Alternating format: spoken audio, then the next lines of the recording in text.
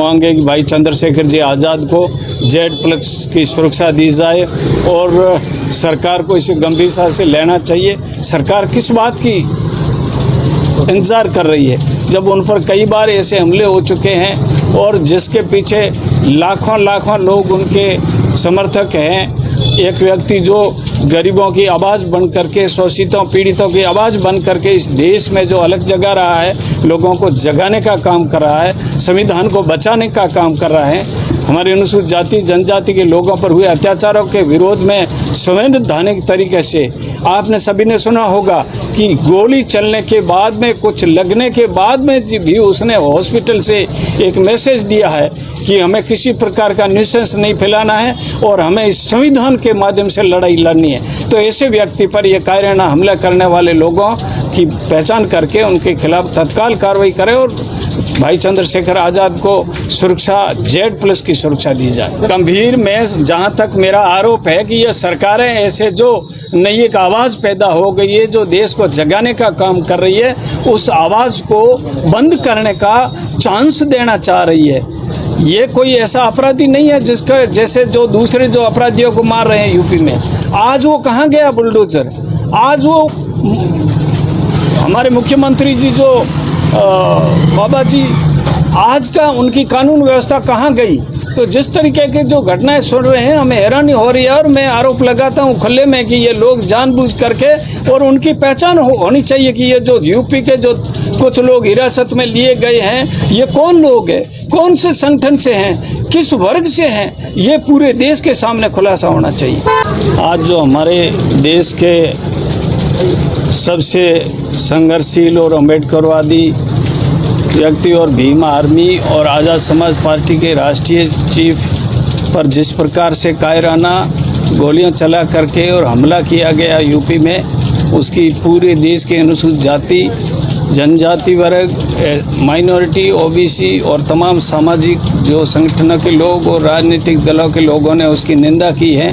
इसी क्रम में बाड़मेर ज़िले के तमाम अनुसूचित जाति जनजाति और OBC माइनॉरिटी और भीम आर्मी सहित सारे संगठन उसकी निंदा करते हैं और इस बात को लेकर के महामहिम राष्ट्रपति को एक ज्ञापन सौंपा गया है जिला कलेक्टर के माध्यम से। उसमें लिखा गया है कि जिन लोगों ने कायराना हमला करने कर जान लेने का प्रयास किया है, जो मुलजिम हैं उनकी पहचान करके उनको गिरफ्तार किया जाए और फास्ट ट्रैक में उनके खिलाफ मुकदमा चला करके तत्काल उनको सजा दे।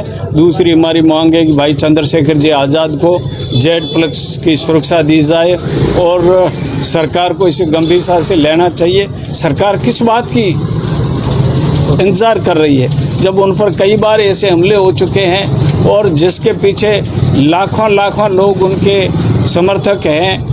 एक व्यक्ति जो गरीबों की आवाज़ बन करके, शोषितों पीड़ितों की आवाज़ बन करके इस देश में जो अलग जगा रहा है, लोगों को जगाने का काम कर रहा है, संविधान को बचाने का काम कर रहा है।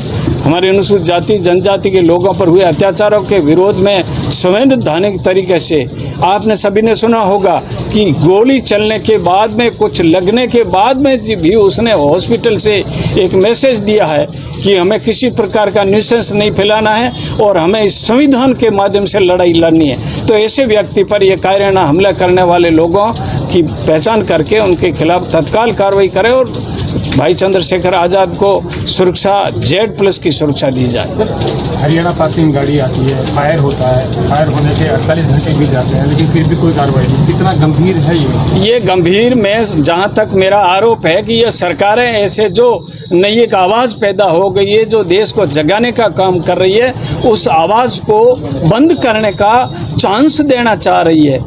ये कोई ऐसा अपराधी नहीं है जिसका जैसे जो दूसरे जो अपराधियों को मार रहे हैं यूपी में। आज वो कहाँ गया बुलडोजर? आज वो हमारे मुख्यमंत्री जी जो बाबा जी, आज का उनकी कानून व्यवस्था कहाँ गई? तो जिस तरीके के जो घटनाएं सुन रहे हैं, हमें हैरानी हो रही है और मैं आरोप लगाता हूं खुले में कि ये लोग जानबूझ करके, और उनकी पहचान होनी चाहिए कि ये जो यूपी के जो कुछ लोग हिरासत में लिए गए हैं, ये कौन लोग हैं, कौन से संगठन से हैं, किस वर्ग से हैं, ये पूरे देश के सामने खुलासा होना चाहिए। आपका शांतिपूर्ण आज ज्ञापन रहा, अगर अगले 24 से 48 घंटे तक कार्रवाई नहीं होती है तो अगला कदम क्या रहेगा? अगला कदम भी ये संवैधानिक लड़ाई लड़ी जाएगी और शांतिपूर्वक अहिंसक तरीके से।